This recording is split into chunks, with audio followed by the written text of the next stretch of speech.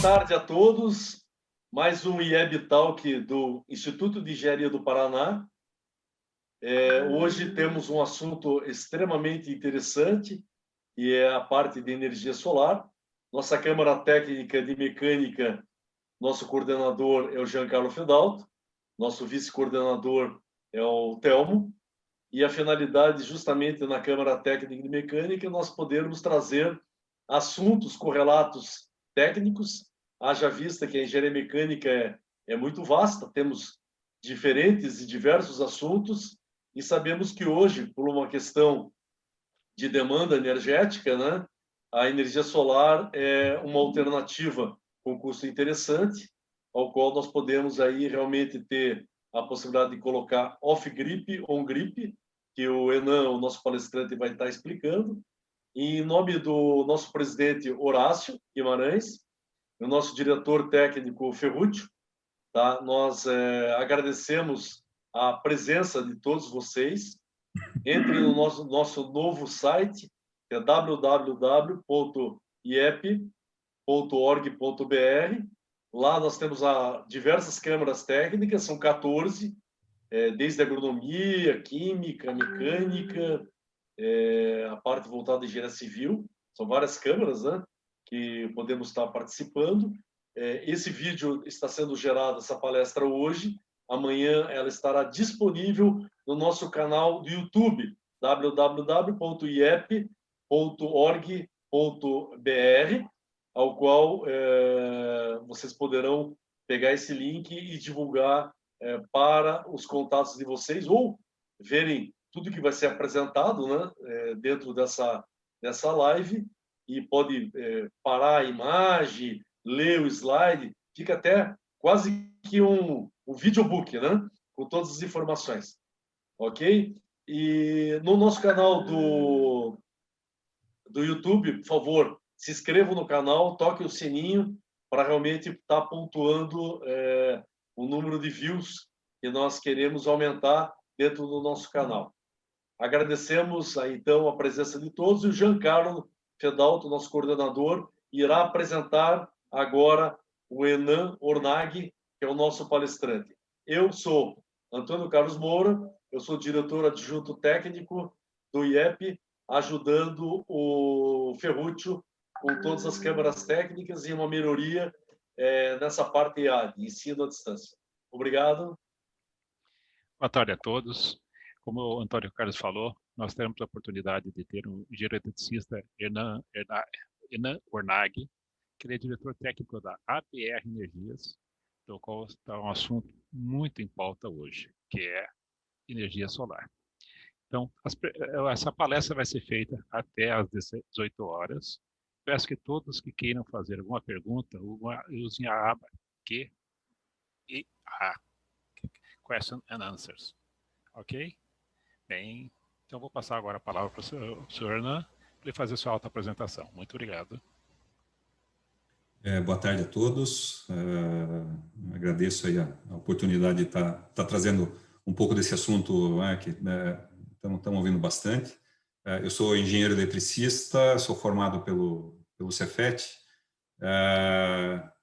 Atuo já nesse segmento basicamente desde o início da criação da regra da microgeração, que a gente chama de geração distribuída, desde 2012, quando ainda se estava, um pouco antes disso, ainda quando se estava em discussão o assunto da geração distribuída, que de fato criou a possibilidade da gente ter cada unidade consumidora conectada nas redes de distribuição das concessionárias, cada uma poder gerar sua própria energia. Vou falar um pouquinho assim, de forma bastante abrangente sobre o assunto. Vamos discorrer um pouquinho sobre como é que está modelado o mercado de energia do Brasil, para entender um pouquinho da importância da geração distribuída e de outras fontes de energia como energia solar fotovoltaica. Vou compartilhar a tela aqui.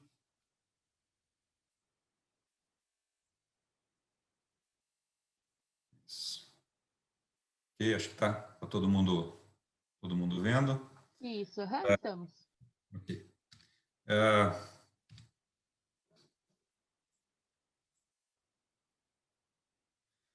Como eu disse, minha formação é em engenharia elétrica, eu tenho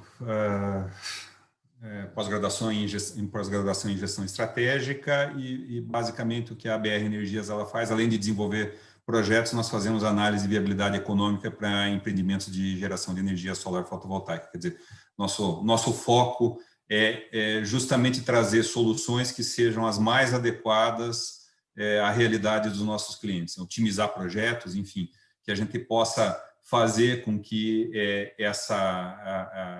essa tecnologia ela seja bem aplicada e seja aplicada de forma eficiente e a um custo que seja, de fato, que traga retorno de investimento dos nossos clientes.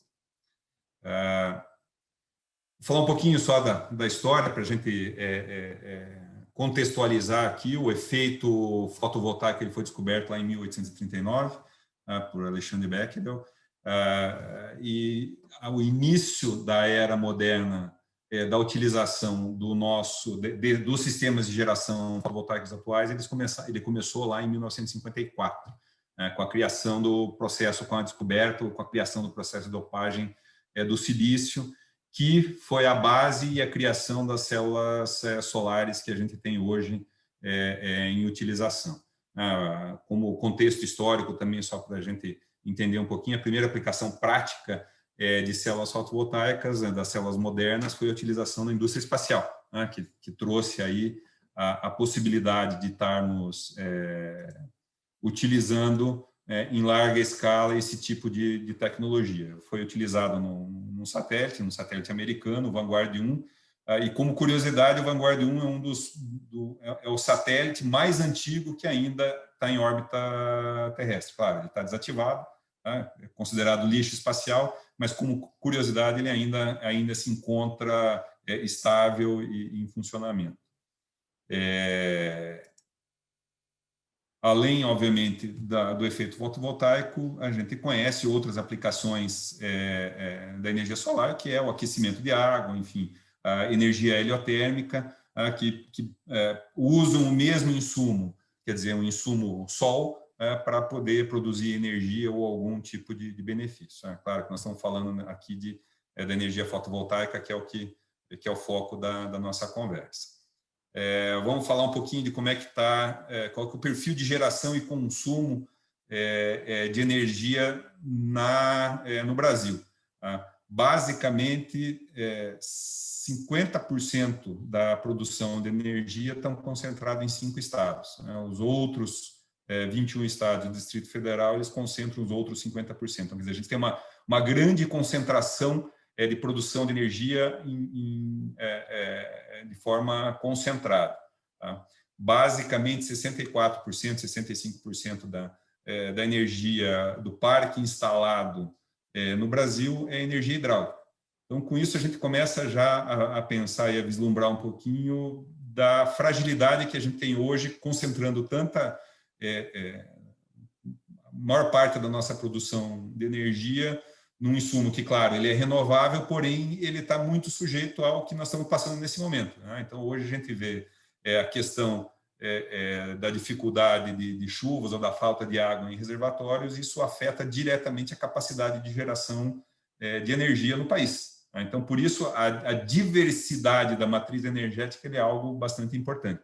Então, isso aqui dá um cenário daquilo que nós temos hoje no Brasil, da concentração aí da produção de energia. Então, 64% em 2019 da produção de energia no país ela foi proveniente da geração hidráulica, 37%, 36,5% de outras fontes de energia.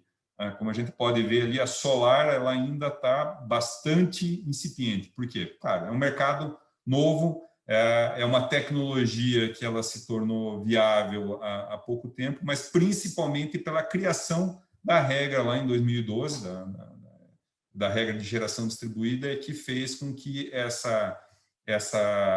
esse mercado e essa possibilidade de termos a geração a partir de fonte solar fotovoltaica ela pudesse, de fato, ser viável economicamente.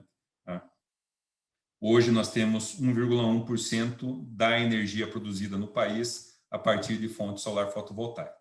Tá? Aqui isso começa a se desdobrar em outros efeitos. A geração fotovoltaica ela cresceu de 2018 para 2019 92%. Basicamente e principalmente graças à geração distribuída, né? A geração que é feita em cada unidade consumidora conectada à rede de distribuição elétrica do país. Talvez por efeito disso, mas também, claro, tem fatores econômicos aqui que devem ser analisados, o crescimento do país, as crises e constantes crises que nós temos passado, houve uma redução na geração termoelétrica, quer dizer, por meio de óleo diesel ou qualquer tipo de óleo combustível. De certa forma, isso é bom. A ideia é que se substitua combustíveis fósseis por uma geração de energia mais sustentável, como é o caso da fotovoltaica. Então, essas coisas elas vão se complementando dentro da matriz energética que nós temos aqui no país.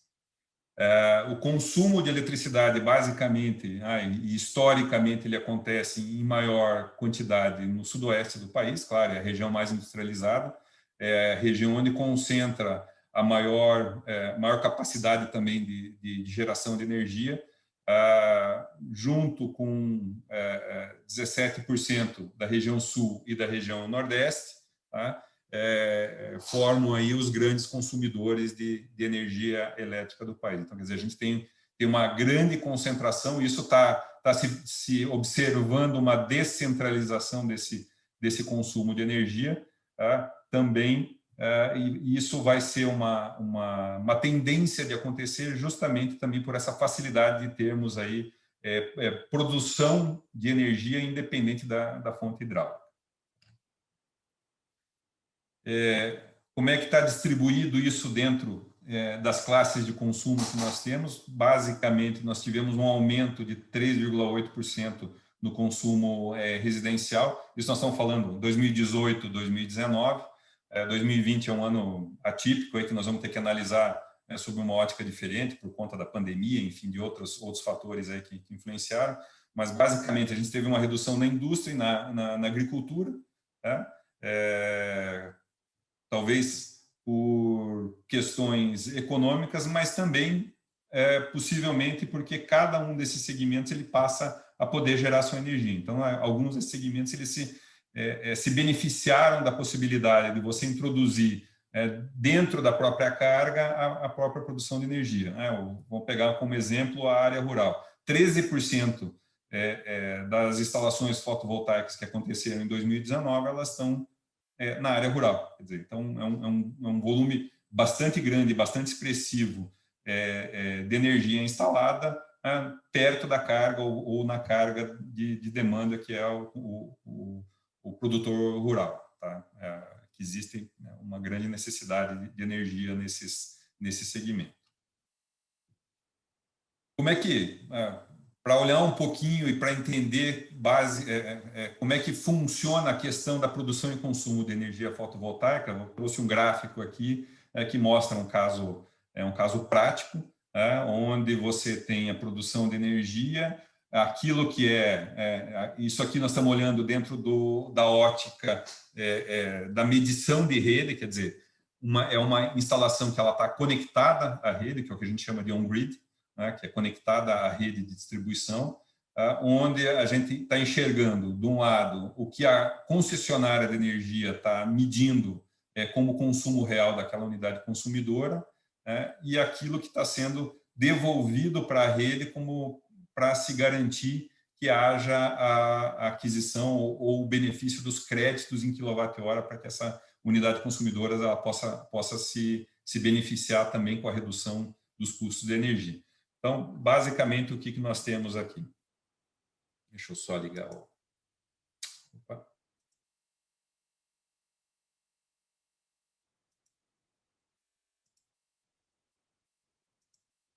Esse aqui. Aqui nós temos o consumo, claro, em verde nós vamos ter a produção de energia, tá? Obviamente, os períodos que são períodos onde você não tem irradiação solar, você não tem produção de energia, essa energia ela está sendo consumida da rede de distribuição. Então, isso aqui é o que a concessionária está medindo num determinado momento dessa unidade consumidora.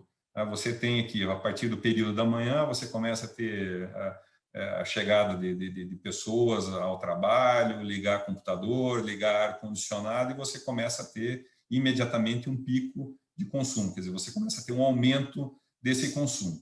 A partir do momento que você passa a ter e inicia a produção de energia solar fotovoltaica, né, do sistema que está conectado a essa unidade consumidora, essa energia ela deixa de ser medida pela concessionária.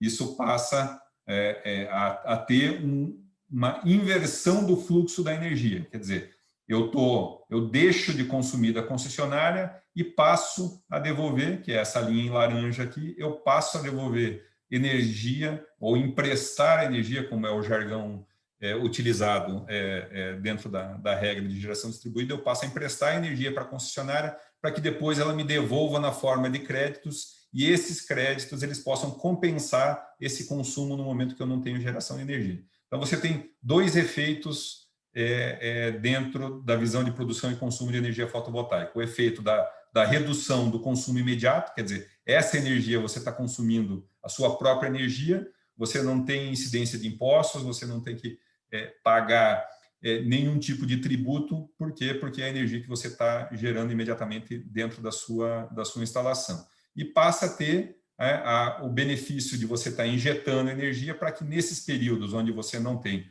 ou que você não tem uma produção de energia tão alta, você possa fazer uso desses quilowatt-horas que você devolveu para a concessionária, para que você possa continuar reduzindo, independente de você ter geração de energia naquele momento. Tá? Então, isso aqui é só uma visão de como é que funciona na prática o processo de produção de energia, a medição do consumo e como é que essa energia ela é devolvida para a concessionária.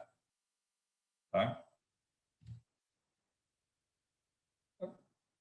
Falando um pouquinho agora das aplicações. A ideia aqui é a gente primeiro abordar assim, aquelas situações que são as mais comuns que nós vivenciamos no nosso dia a dia, nas aplicações mais práticas e diretas que nós encontramos, e no final a gente vai ver aí outros assuntos que estão correlacionados na verdade, estão correlacionados com o consumo de energia e indiretamente ou até diretamente elas estão relacionadas aí com a capacidade da gente gerar essa energia de forma distribuída, sem depender de grandes instalações.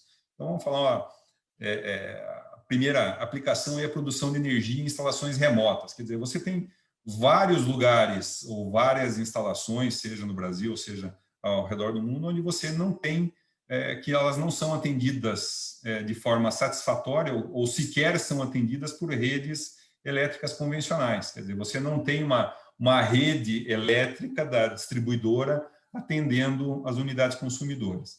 A opção de você ter a geração de energia naquele local, ela se baseia não só na produção de energia, mas também no armazenamento dessa energia em bancos de baterias.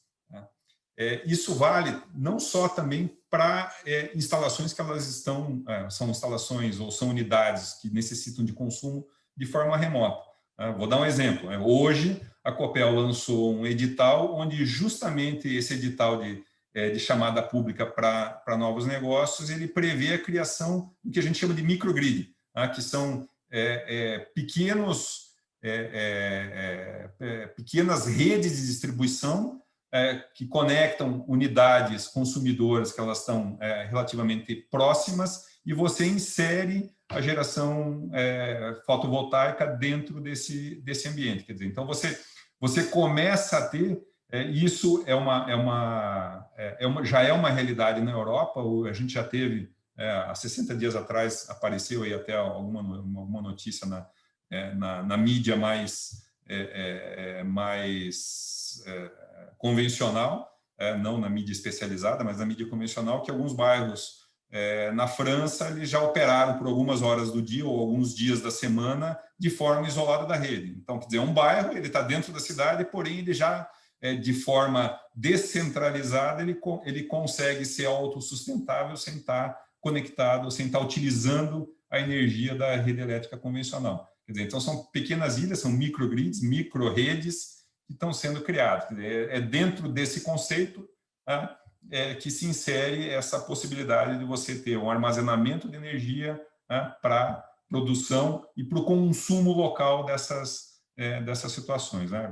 Como esse exemplo que eu dei da Copel aqui, estamos avançando nesse tipo de aplicação já aqui no Brasil, e obviamente aqui dentro da nossa região.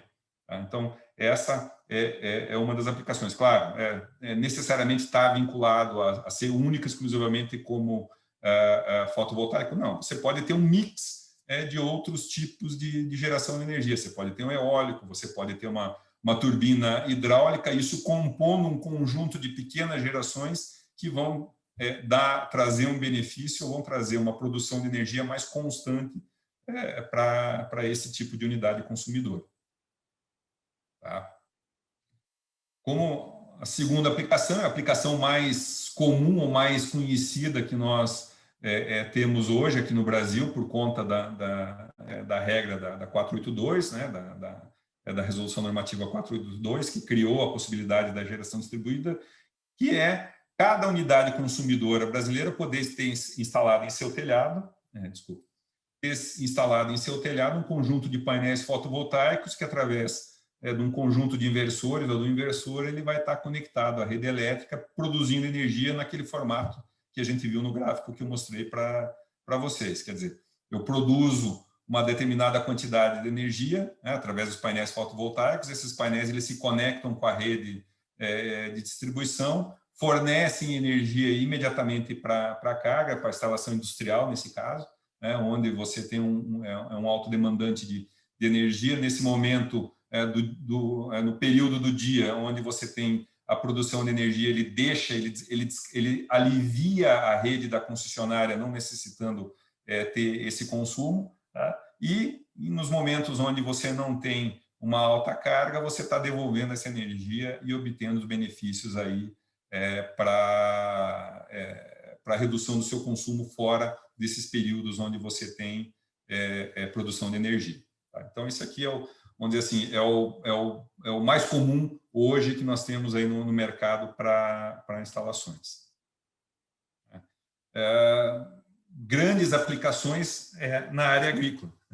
Bombeamento de água é um item ou é uma necessidade muito grande no meio rural. Você precisa fazer irrigação de grandes áreas, onde você tem que captar água em um determinado ponto e levar essa água no ponto onde ela é necessária. Então, hoje a gente tem muitas aplicações desse tipo, que a gente tem vários equipamentos, vários fabricantes de equipamentos, por exemplo, que têm aplicações exclusivas para esse tipo de uso. Quer dizer, eu tenho já uma bomba uma bomba de água que ela está confeccionada, ela foi concebida justamente para estar trabalhando junto com a produção de energia solar fotovoltaica. Então, são grandes distâncias que têm que ser vencidas. Motor elétrico é um componente que traz um consumo de energia bastante grande, onde você, às vezes, com um correto dimensionamento de um sistema desse, você consegue, primeiro, reduzir de forma bastante significativa o consumo, e, segundo, você ter uma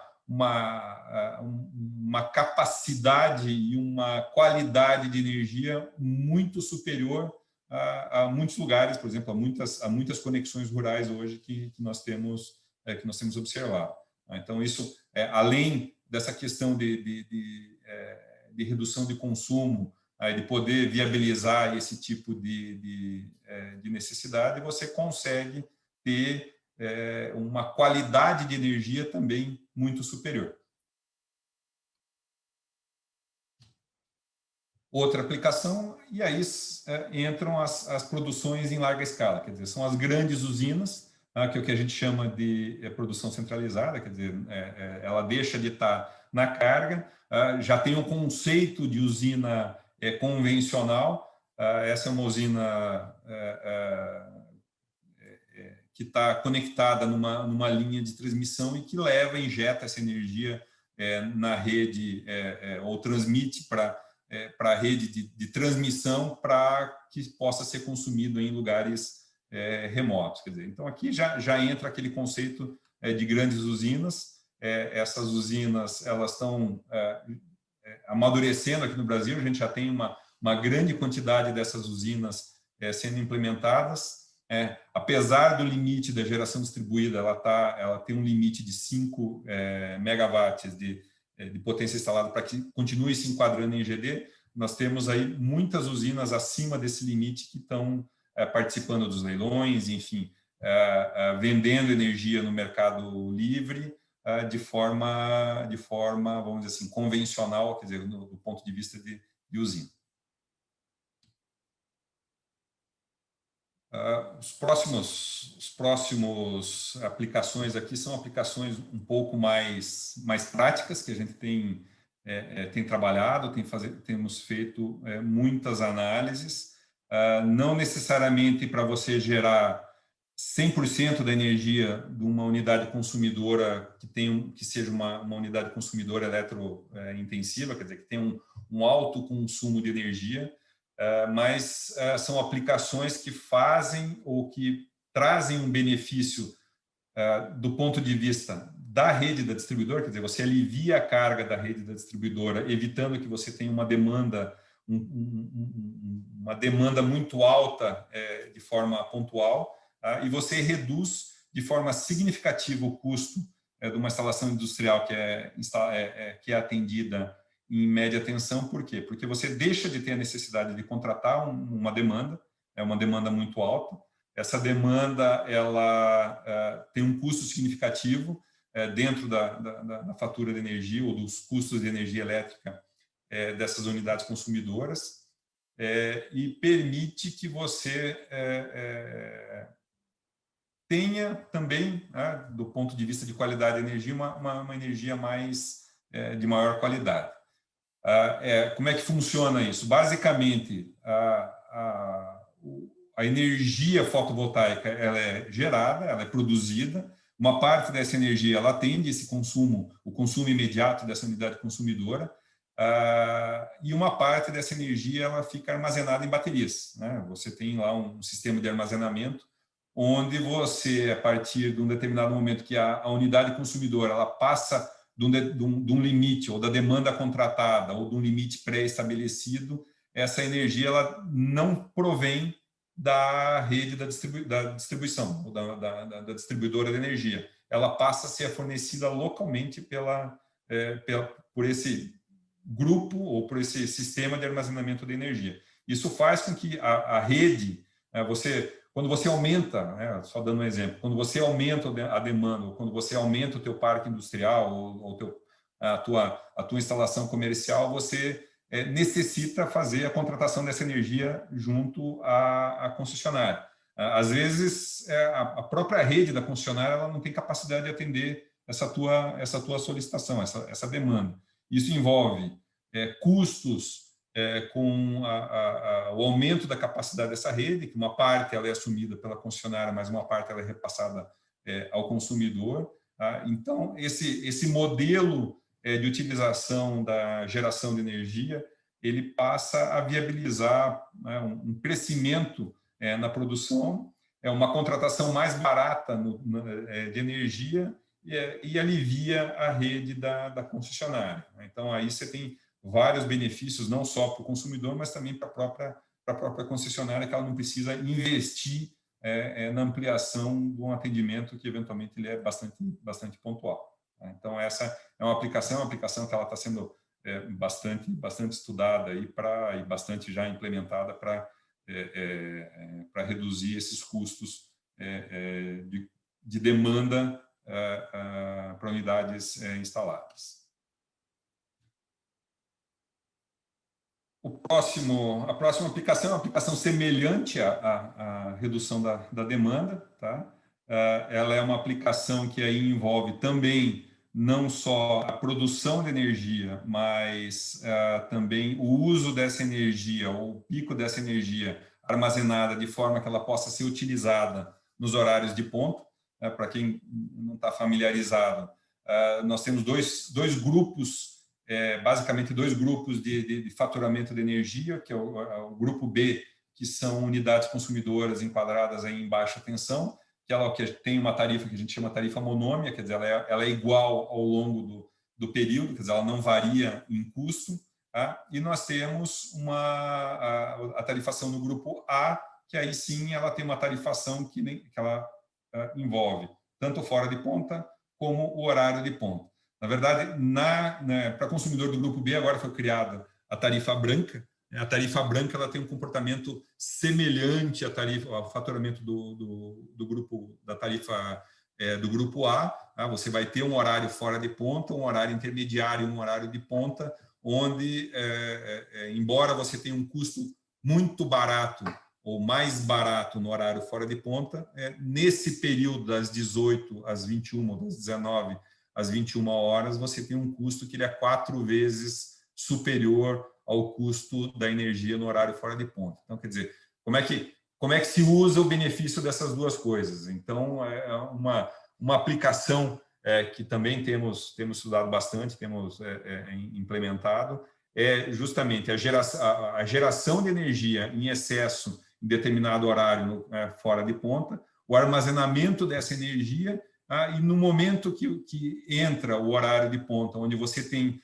um custo mais alto, você deixa de utilizar a energia da concessionária. Você passa a utilizar a energia que está armazenada para prover o teu consumo. Como essa energia nesse horário de ponta, ela é uma energia bastante cara, quer dizer, a inclusão do armazenamento, do sistema de armazenamento de energia, ele passa a ser viável justamente pelo custo. A gente tem observado também nessa questão aí da implementação dos sistemas, a gente tem observado, claro, uma redução significativa não só dos valores dos sistemas fotovoltaicos, mas dos sistemas de armazenamento de energia. Existe uma expectativa que nos próximos 3 a 4 anos o custo dos sistemas de armazenamento baseados em íons de lítio, por exemplo, eles caiam aí a custos, a preços que sejam compatíveis com o armazenamento de energia chumbo ácido, por exemplo. Então, isso vai fazer com que esse tipo de aplicação ele seja ele se viabilize ou ele tenha um payback, ele tenha um retorno financeiro muito mais rápido. A gente observa também o que acontece na Europa. A Europa está passando, principalmente na Alemanha, a Alemanha sempre uma referência nessa questão de energia renovável, eles têm lá algumas demandas bastante específicas, né? Existe lá a ordem do governo de que as usinas nucleares elas sejam desligadas em breve, quer dizer, a Alemanha vai deixar de utilizar em médio prazo de energia nuclear para dar preferência para as energias renováveis, quer dizer, fotovoltaico, eólica, enfim, todas essas que já estão em uso e aquelas ainda que vão aparecer. Então, a gente observa lá o retrofit de instalações mais antigas, instalações aí com 10, 15, com 20 anos, onde o incentivo agora não é mais para você ter a geração própria de energia, mas é para que você armazene energia. Então, a grande parte dos equipamentos que encontramos lá, que estão sendo utilizados agora em retrofit, ele já prevê a conexão com esses sistemas de armazenamento de energia. Para quê? Para que você se torne, de fato, independente, que você reduza a carga, principalmente nos horários que eles são horários de pontas, não necessariamente aqui. Aqui, o horário de ponta entre 18 e 22 horas é um horário histórico, vamos dizer assim, como de alto consumo, quer dizer, é o horário que as famílias chegavam em casa, ligavam televisão, enfim. Isso já deixou de ser uma verdade. Na verdade, o grande horário de ponta que nós temos hoje, ele é um horário que está concentrado justamente onde eu tenho mais produção de energia fotovoltaica, que é o meio do dia, que é onde eu tenho temperaturas mais altas, é onde eu tenho maior consumo de energia por conta da utilização de ar-condicionado, por exemplo, e aonde o comércio, a indústria ainda está trabalhando. Então, quer dizer, a gente tem aí alguns ajustes que tem que ser feitos justamente nessa questão de entender o consumo da energia. Uma das grandes aplicações ou dos grandes estudos que a ONS vem fazendo, a ONS é o Operador Nacional do Sistema Elétrico, vem fazendo é justamente entender a inserção de uma geração que ela é pontual, vamos dizer assim, como o fotovoltaico, dentro da rede, para entender como é que distribui melhor essa energia e entender também essa questão aí do consumo, de como é o comportamento do consumo, considerando esse tipo de geração de energia. Estou falando mais rápido aqui, talvez até não chegue lá no período final. Vou fazer algumas considerações finais, vou trazer aqui alguns outros assuntos também que são aplicações de forma direta e indireta. A gente tem ouvido falar muito em mobilidade urbana. Um dos assuntos ou das coisas que nós observamos é a migração do transporte, da utilização de combustíveis fósseis para a utilização de veículos movidos a eletricidade. Isso, claro, é uma opinião pessoal minha, a gente tem visto aí alguns fabricantes com modelos híbridos de automóveis, mas na minha opinião é uma coisa que a migração vai acontecer diretamente do combustível fóssil para o elétrico. Quer dizer, você não vai ter o espaço para um veículo híbrido no meio desse caminho. Até porque os veículos elétricos hoje eles têm qual que era a grande preocupação? Era a autonomia. Como é que eu ando 500, 600 quilômetros com um veículo elétrico que tem capacidade para andar 100 quilômetros com uma carga? Essa carga eu vou ter que ficar dando 2 horas, 3 horas de carga para poder continuar me locomovendo. Hoje, tudo isso, a tecnologia ela tá superando esses desafios. Quer dizer, você já tem veículos com capacidade muito maior, você tem um tempo de recarga das baterias desses veículos muito mais rápido. Então, leva a essa transição de uma forma mais rápida, né, e que não tem espaço, por exemplo, para veículos híbridos, né?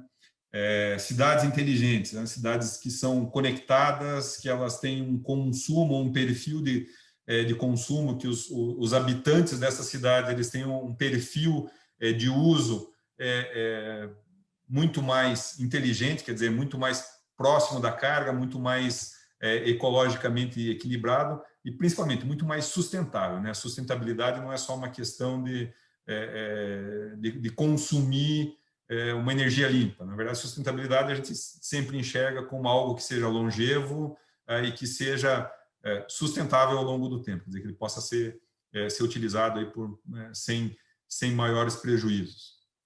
E outro tema e outro assunto bastante abordado é a eficiência energética, né? Hoje todo mundo fala em eficiência energética, vamos trocar lâmpada convencional por lâmpada LED. Na verdade, isso não é só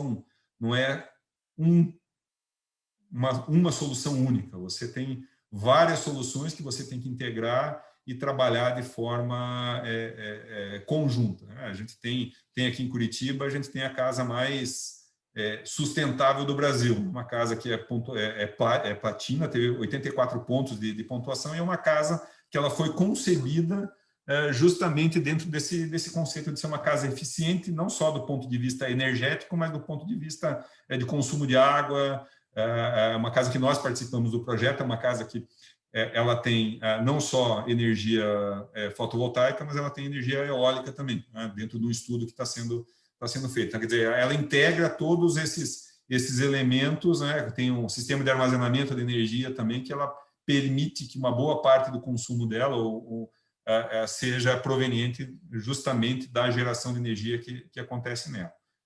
A questão dos carros elétricos, da conectividade que tudo isso vai ter que ter, tudo isso depende basicamente de termos aí um fornecimento estável constante e de boa qualidade de energia elétrica. Tá? Eu trago essas considerações aqui, né, voltando lá para o início da apresentação. A gente tem uma matriz energética que ela tem uma alta concentração e uma dependência muito grande da energia hidráulica. Nós temos um cenário dentro desse perfil bastante preocupante. O Brasil não cresce aí a taxas chinesas há um bocado de tempo. Embora a gente tenha visto lá que o consumo de diesel ele tenha sido reduzido, talvez o grande motivo disso, claro, pelas novas gerações de energia de outras fontes, mas também tem um alto impacto aí a redução na capacidade industrial brasileira. Então a gente tem um cenário energético bastante preocupante. Estamos passando por uma crise hídrica aí bastante preocupante também. Quando a gente ouvia falar lá na Cantareira, o problema da Cantareira, que não tinha água em São Paulo, na verdade o grande problema não é só não ter água na torneira, mas é não ter água para girar a turbina.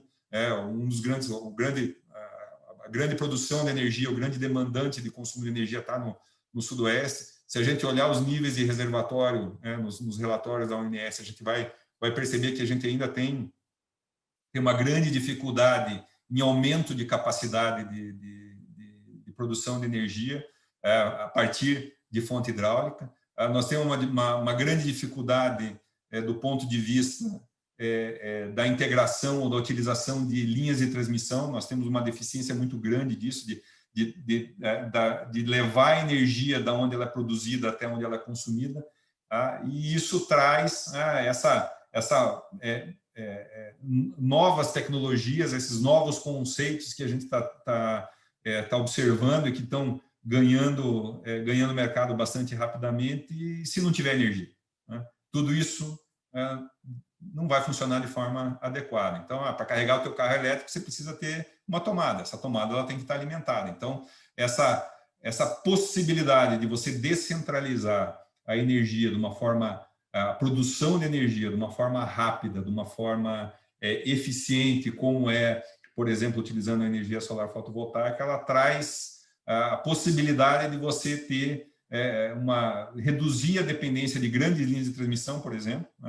Hoje você construir uma linha de transmissão cortando uma floresta ou cortando uma área rural, existe uma grande dificuldade. Você tem uma série de fatores aí que você tem que vencer. A própria questão ambiental, você tem uma demora nos estudos ambientais. Para você fazer uma usina hidráulica, você tem um grande período onde você tem que fazer justamente esses estudos ambientais para que o início da construção possa acontecer. Então, esses tempos você consegue reduzir com essas outras alternativas de produção de energia. E o fotovoltaico ele tem essa mobilidade, essa possibilidade de você, de forma rápida, implementar a produção de energia perto da carga, sem depender de linhas de transmissão aí de longas distâncias.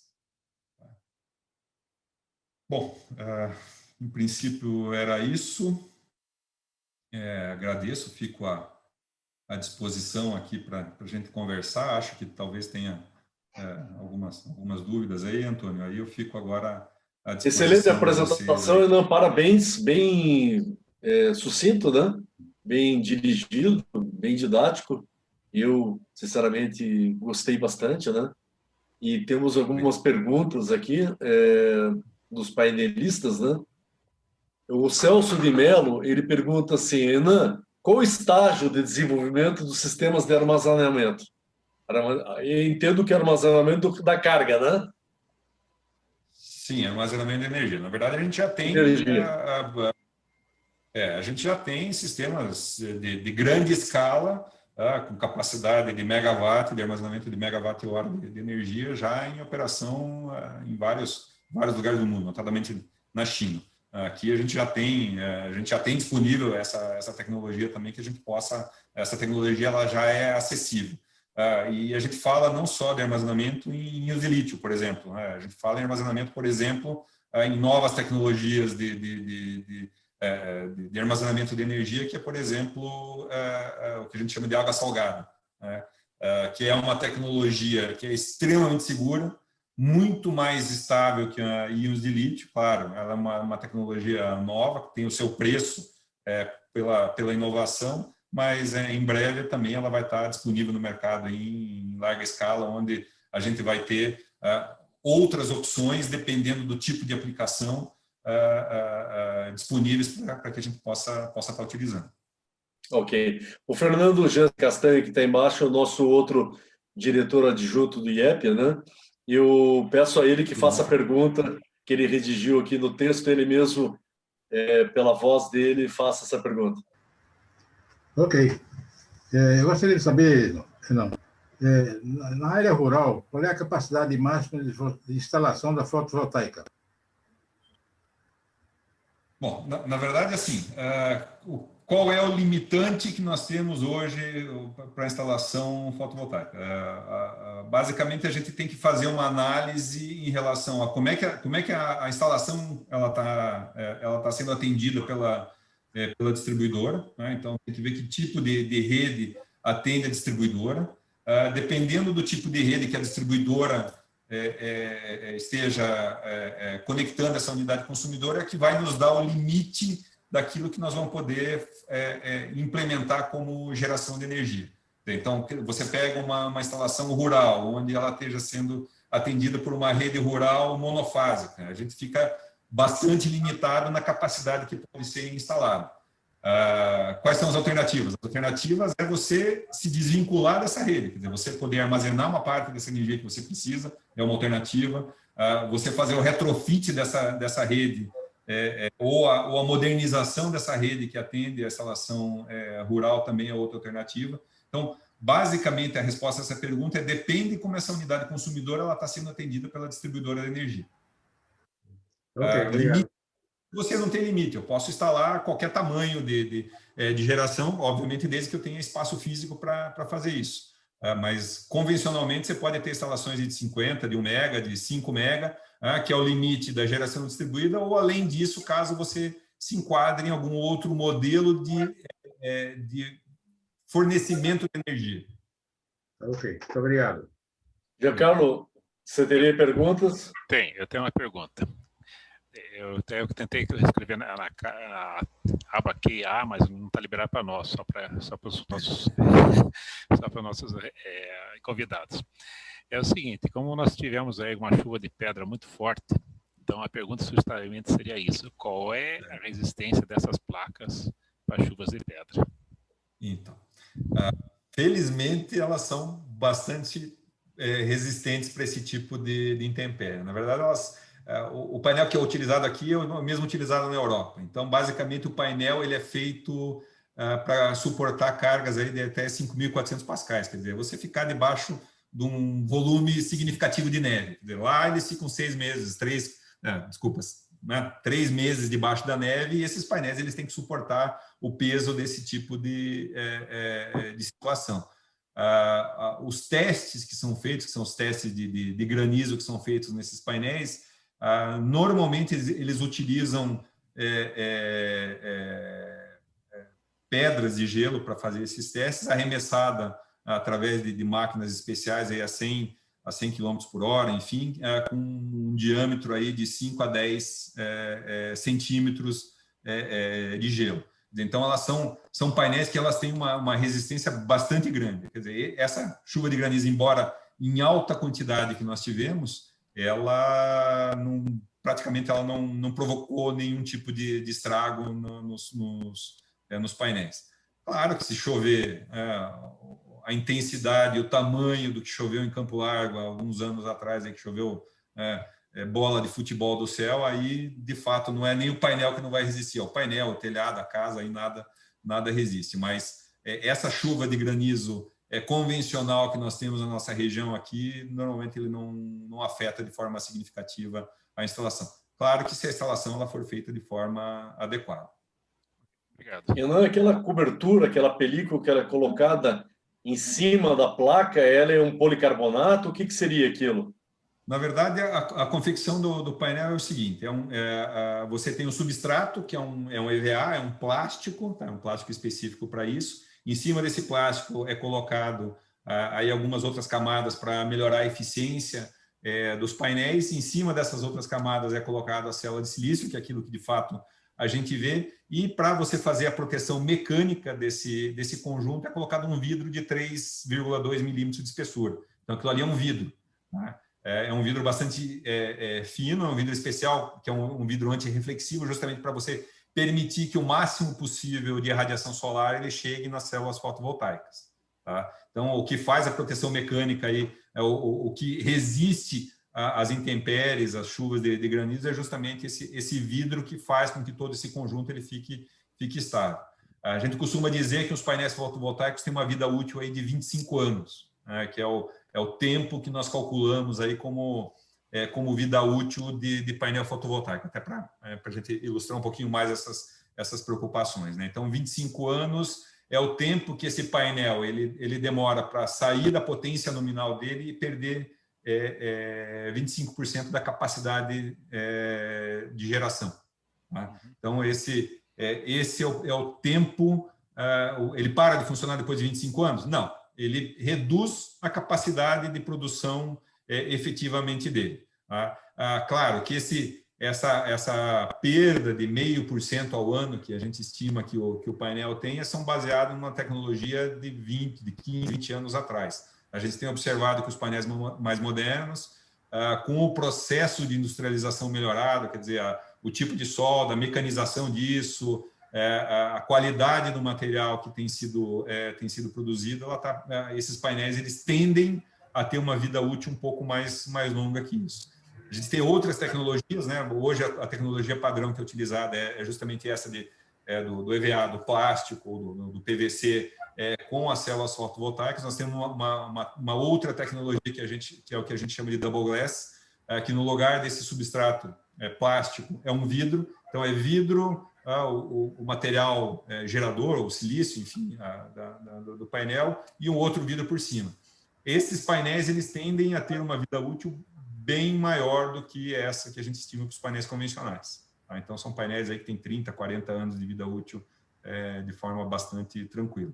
Tá? Por quê? Porque a vida útil não está relacionada também só ao envelhecimento do silício. Está relacionado com o que a gente chama de delaminação. Quer dizer, aquele plástico ele vai envelhecendo, qualquer coisa que você coloca exposta ao sol, com o tempo ele vai envelhecendo. Ele envelhecendo, ele vai se tornando quebradiço e vai se desmanchando. Então, o envelhecimento é um conjunto de situações que acontecem aí com o painel que está exposto ao sol. Ok, tem várias pessoas aqui que estão nos assistindo de PMOC, né? Que trabalham com a parte de ar-condicionado, que eu já vi. Você tem aplicações assim, são relevantes as aplicações de energia solar voltada para a parte de condicionamento de ar?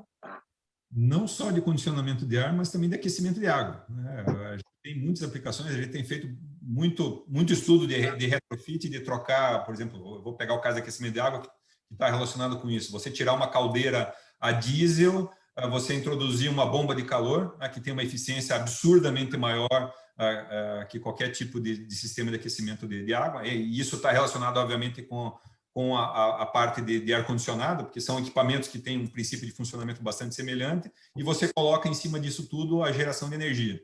Quer dizer, você passa a tirar não só um custo, no caso de uma caldeira diesel para esquentar água, você não tira só o custo do diesel, mas você tira um custo de operação e manutenção. Você passa a deixar de ter que ter um abastecimento de combustível constante e trocar para um sistema que funciona praticamente sozinho. É o sol amanheceu, o sistema liga, produz energia, esquenta a água e traz o benefício necessário. Da mesma forma, o ar-condicionado. O ar-condicionado, onde é o pico de consumo de um sistema de condicionamento de ar? É ao meio-dia. E é exatamente onde eu tenho a maior produção de energia a partir da fonte solar. Quer dizer, ao meio-dia eu estou produzindo mais energia, onde eu tenho mais consumo vinculado ao condicionamento de ar e é onde eu consigo produzir o meu melhor resultado financeiro.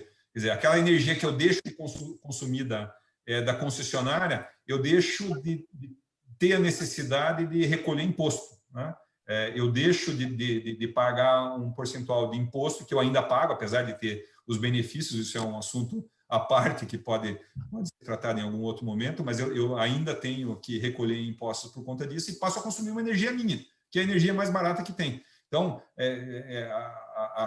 quem olha a curva de geração ou produção de energia fotovoltaica e vê a curva de carga de um sistema de condicionamento de ar, vai perceber que as duas coisas elas se encaixam perfeitamente para gerar um benefício em ambos os lados. Aí. Então, a gente tem muitas aplicações onde a gente pode fazer automatização da produção de energia com essa questão do aquecimento ou o condicionamento de ar. E dá para fazer uma aplicação off-grid destinado à parte de ar-condicionado?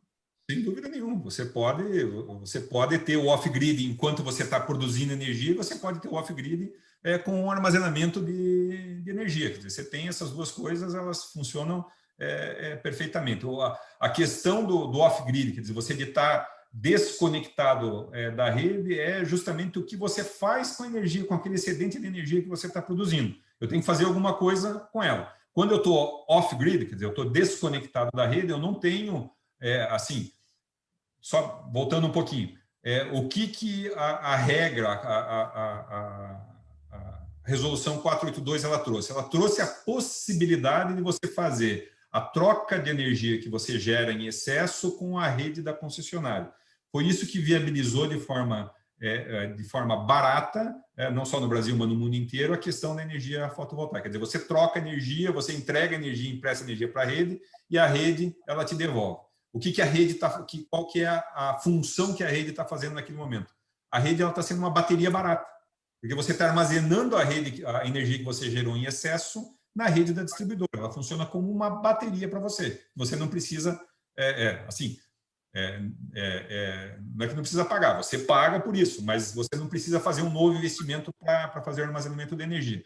Ao contrário de quando você está off-grid, quer dizer, você está desconectado da rede, esse excedente de energia que você gera, você tem que armazenar para usar em um outro momento, onde você não tem a produção de energia. Então, quer dizer, você pode ter sistemas de condicionamento ligados completamente isolados da rede, baseados só na produção de energia com o armazenamento. Você pode ter uma câmara frigorífica totalmente isolada da rede, funcionando simplesmente com a produção própria. Esse armazenamento ele é feito através de baterias em que tensão?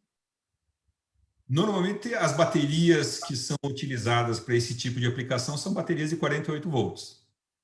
Tá? Hoje, as mais empregadas são as de íons de lítio. Né? Qual é o custo hoje de uma bateria, em média, para um sistema desse? Na verdade, tudo vai depender um pouquinho do dimensionamento, mas hoje é só para...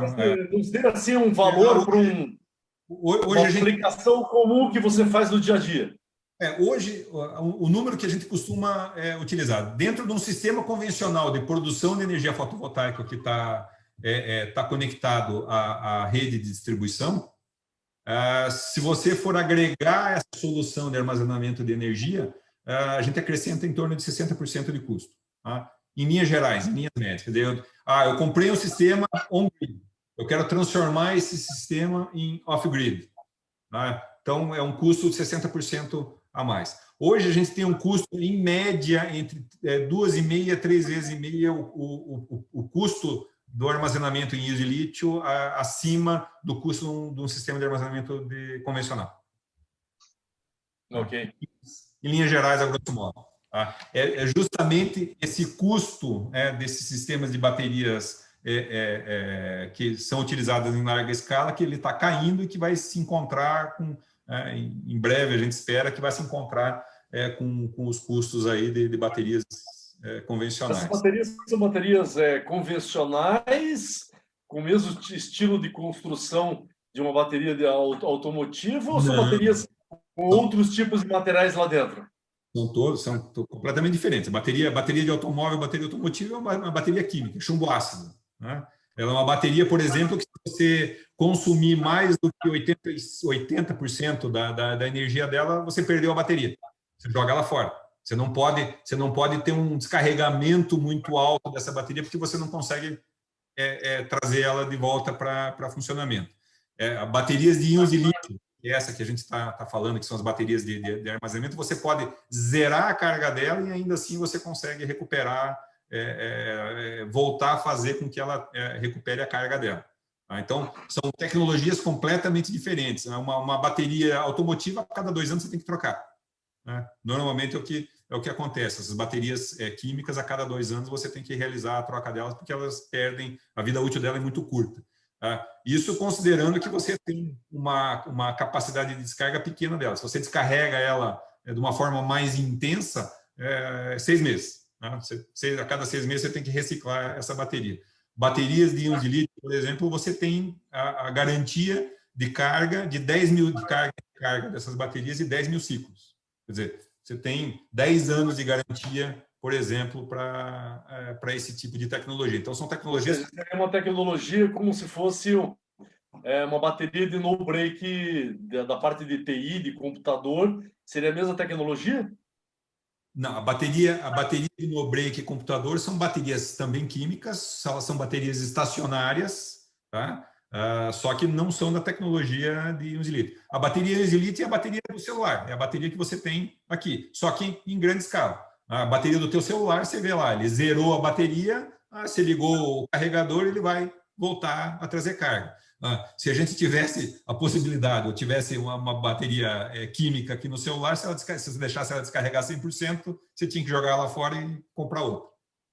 Basicamente, trazendo um paralelo entre os dois tipos de tecnologias. São tecnologias diversas. Então, para esse tipo de aplicação, e até por isso que ela é uma tecnologia mais cara. Então, para esse tipo de aplicação, você tem que ter esse tipo de aplicação. Porque, normalmente, você vai dar uma descarga maior, por quê? Porque o teu uso é mais profundo, que a gente chama de profundidade de descarga das baterias. Então, você tem um perfil de consumo da energia que está armazenada diferente daquilo que você tem, por exemplo, no teu carro.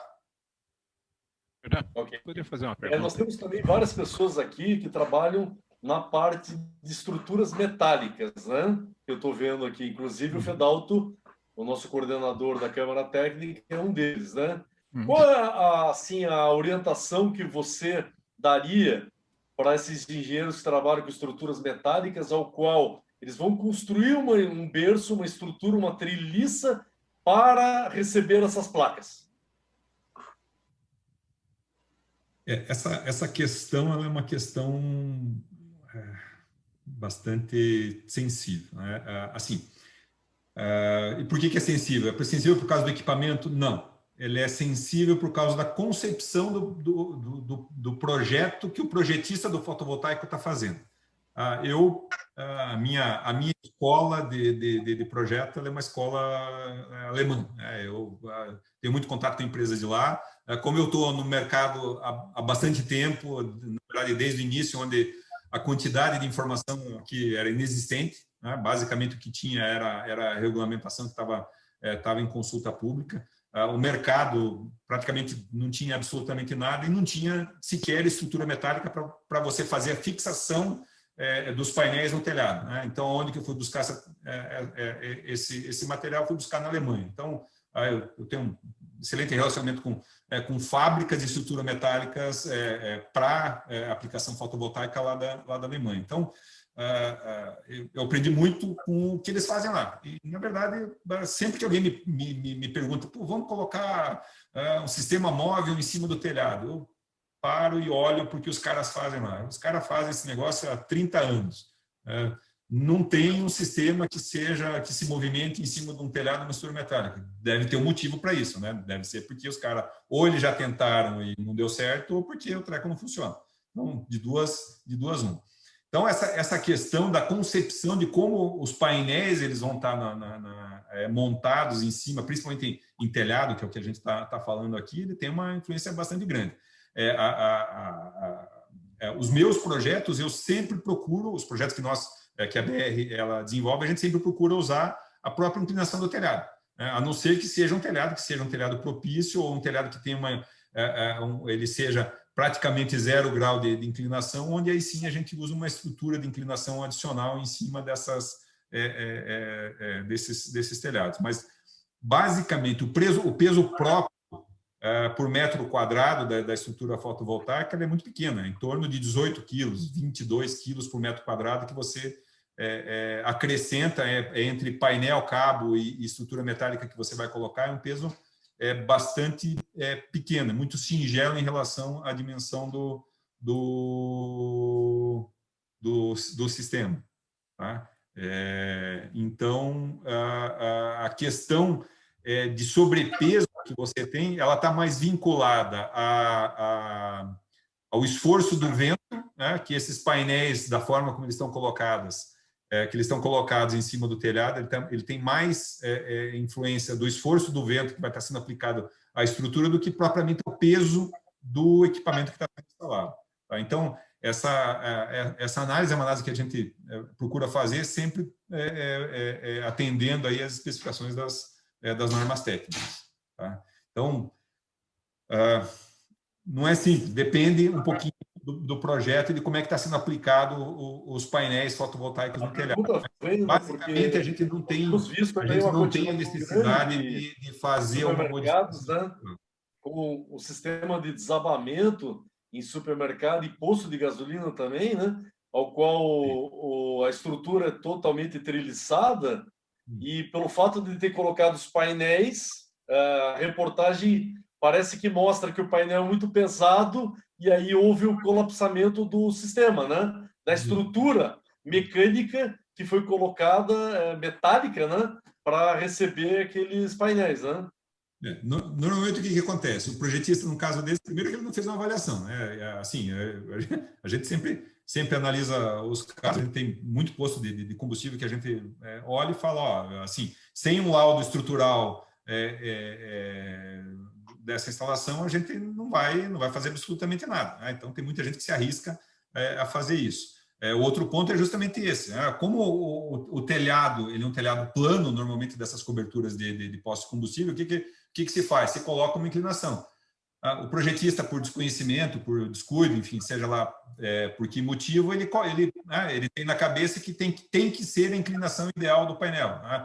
Só entendendo um pouquinho o que é a inclinação ideal do painel. A inclinação ideal de um painel fotovoltaico para maximizar a produção de energia é equivalente à latitude do local que você está instalando. Então, para nós aqui seria em torno de 25 graus de inclinação. Né? Claro, orientação ao norte. Então, o projetista que tem pouca experiência em fazer esse tipo de projeto, fazer esse tipo de análise mais, vamos dizer assim, conceitual do negócio, ele vai querer colocar o painel no que ele aprendeu na apostila do cursinho. Vou colocar 25 graus virado para o norte. O painel, às vezes, ele fica pesado com uma inclinação muito grande. O que vai acontecer? O esforço do vento que você vai transferir para a estrutura metálica vai derrubar ela. É nesse caso que acontece o acidente. Então, a gente sempre procura fazer um balanço entre aquilo que é ideal para a produção de energia, aquilo que é necessário para a própria limpeza dos painéis, enfim, considerando o conjunto como um todo, não simplesmente, vou colocar o painel para que gere o máximo de energia. Beleza, minha parte eu fiz. A estrutura vai aguentar? Não. Por isso que a gente vê muito acidente, vê muito caso de estrutura metálica que ela foi a chão por causa disso. Não é por causa do peso próprio do equipamento. O peso é bastante pequeno. O painel em si, ele pesa 22 quilos. Né? Um painel tem 2 metros quadrados, nós estamos falando em 11 quilos por metro quadrado só do painel, mais alguma coisa de estrutura, estamos falando em 18 quilos por metro quadrado. Do ponto de vista estrutural, claro, você tem estruturas que são bem singelas, bem feitas exatamente para aquele cálculo estrutural que não suportam isso, mas a grande maioria, eu particularmente, só em postos de gasolina que a gente encontrou alguma dificuldade, mas particularmente não encontrei em nenhuma situação a necessidade de algum tipo de reforço. O professor Dr. Gerson Tiepolo, parabéns à IEP e principalmente pela sua excelente e belíssima palestra. O Harry também. Parabéns, Enan, pela excelente apresentação. Então, eu também gostei bastante, achei bastante interessante. A BMEG também está no Paraná, a Associação Brasileira de Engenharia Mecânica também está parabenizando aí pela palestra também. Giancarlo, mais alguma pergunta? Sim. Como nós estamos em Curitiba, Eu sei que a questão, digamos, no payback de um sistema desse gira em torno de uns 6 anos, mais ou menos. Digamos, se eu colocasse na minha casa aqui. Como nós estamos em Curitiba e não tem um sol direto, assim, um sol difuso, por causa das nossas nuvens, isso, o que, digamos, em porcentagem, é o sol direto e o sol difuso no painel? Existe uma diferença energética muito grande? Na verdade, tudo gera energia, né? Até esse dia lindo, maravilhoso que nós temos hoje aqui, você está gerando energia. Sim, exato. Mas o quanto menos que de um sol mais forte? Um dia como hoje, por exemplo, que a gente teve aí uma quantidade de sol difuso, provavelmente a produção foi na ordem aí de 15% a 20% do que seria um dia normal com irradiação direta. Tá? Então é grande. Mas eu vou dizer para você, mesmo em Curitiba, assim, vou usar a frase que 100% das pessoas usam para responder. A pior insolação do Brasil é 4 vezes melhor que a melhor da Europa. Quer dizer, a gente tem uma condição aqui no Brasil extremamente favorável para a produção de energia. Olhando o mapa solar brasileiro, a gente vai olhar que a pior condição de insolação não é em Curitiba. Né? Não somos nós que temos a pior condição de insolação. É o norte aqui de Santa Catarina, é próximo, mas é o norte de Santa Catarina aqui que tem a pior condição de insolação. A gente gera muito sol, a gente tem muito sol aqui. A gente tem a produção. Onde que você resolve esse problema? Você fazendo uma boa simulação. Tá? Hoje a gente conhece com um certo grau de precisão o teu combustível, né? Assim como a usina hidráulica. Se você não conhece a vazão do rio, você não sabe quanta energia ela vai gerar.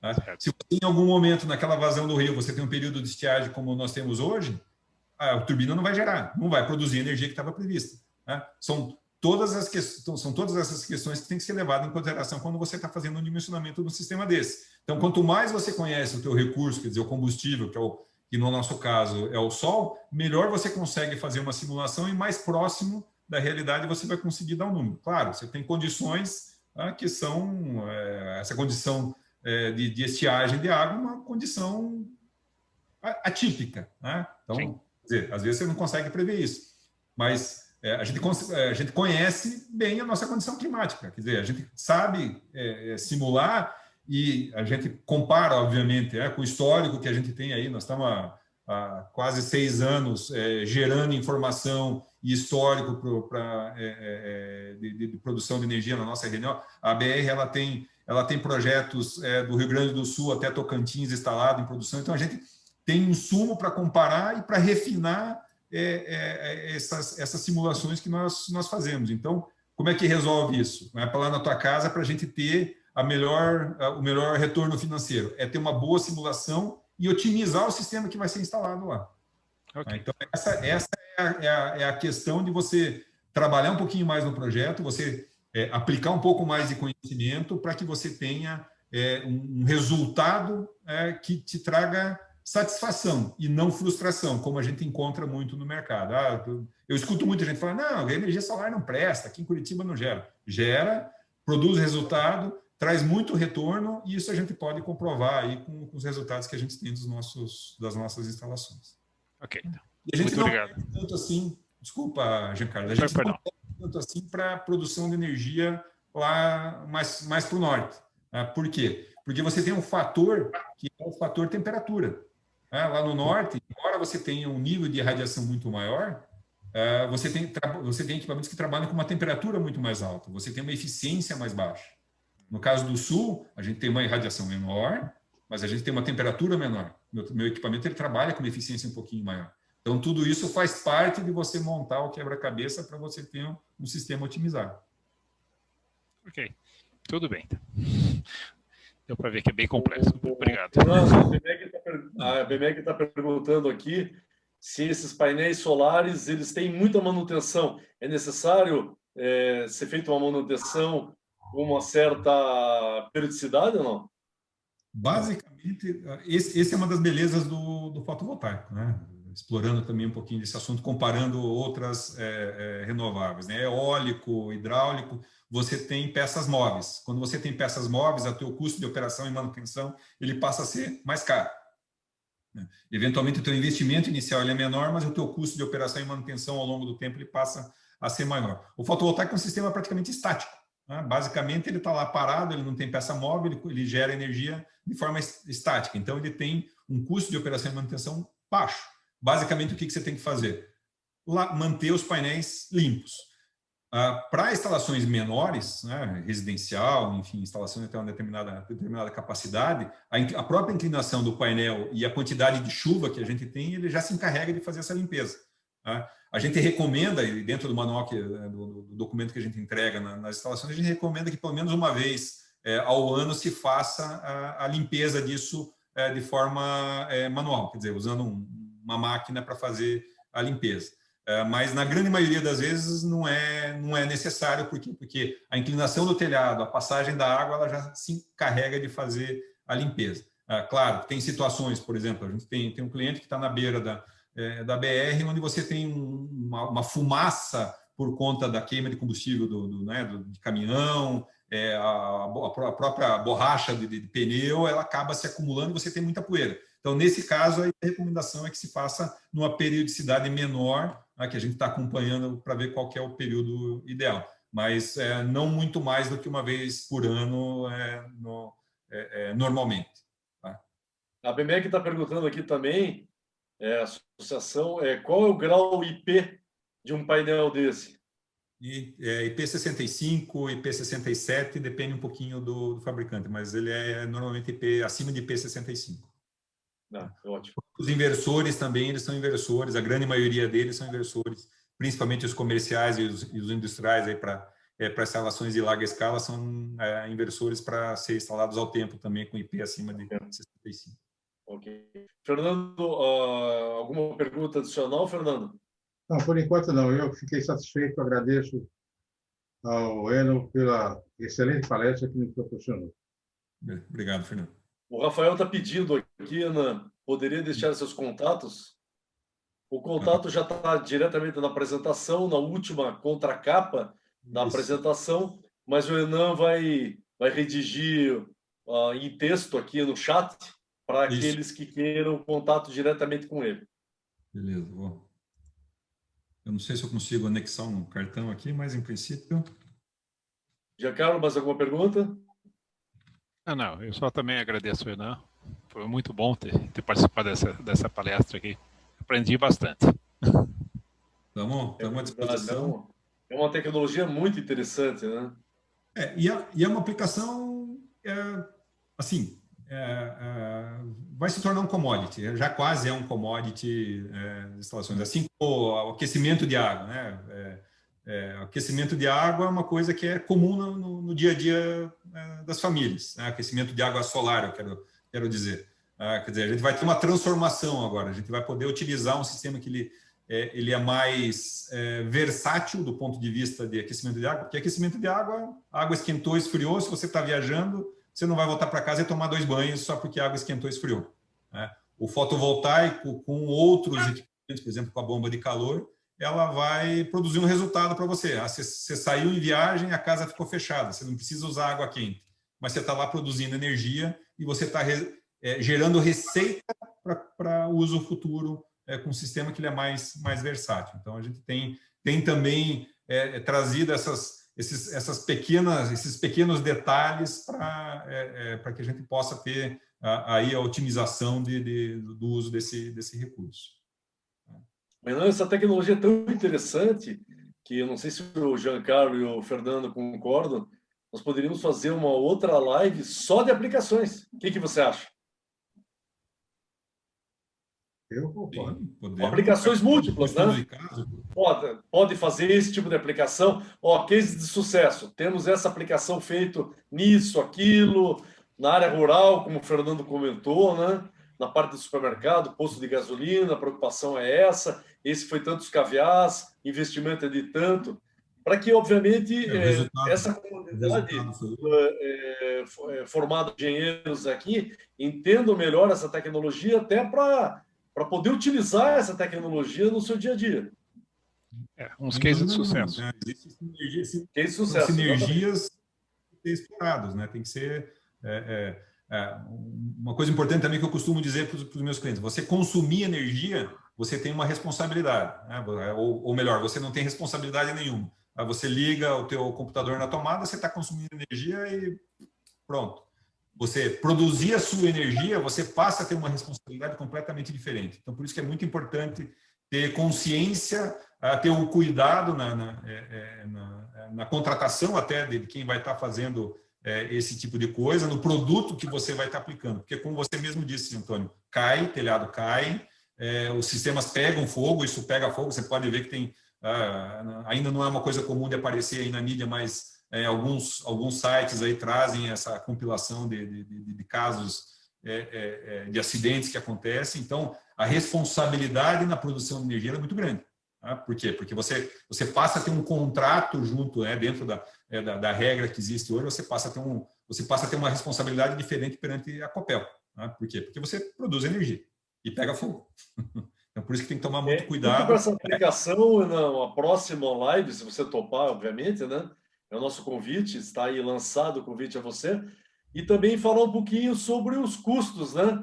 Olha, uma instalação dessa custa tanto, né? Tem tantas placas, a nossa experiência leva para supermercado, para isso, né? Colocar um pouco esse conhecimento que vocês têm aplicado para a parte comercial, né? Quanto custaria para eu investir no sistema, né? Sem dúvida nenhuma, vamos. Desafio aceito aí já. Ok, ótimo. Até porque na área rural você pode fazer várias aplicações ao invés de só fazer irrigação. Sem dúvida nenhuma. Você tem sala de ordenha, você tem confinamento, você tem criação de aves. Então, seria interessante você fazer exatamente o que o Ura propôs, para dar uma noção ao pessoal da área agrícola do que vantagens teria. Sem dúvida nenhuma. A área rural é grande demandante de energia. A gente tem a região sudoeste aqui, produtora de frango, de suínos, aquecimento, e qual que é o grande consumo de energia? Tudo aquilo que esfria, tudo aquilo que esquenta. Né? Isso demanda grande energia. Então, sem dúvida nenhuma, tem sinergia nisso também. Só para você ter ideia, no oeste de Santa Catarina são 753 cooperativas trabalhando nessa área, né? É muita gente. Sim. Legal, Renan, muito obrigado aí pela apresentação fantástica. Tiramos aí grande parte das dúvidas e quem sabe aí na próxima possamos fazer um evento voltado às aplicações da energia solar. Obrigado a todos. Obrigado. Um abraço. Muito obrigado a todos. Obrigado a todos os participantes.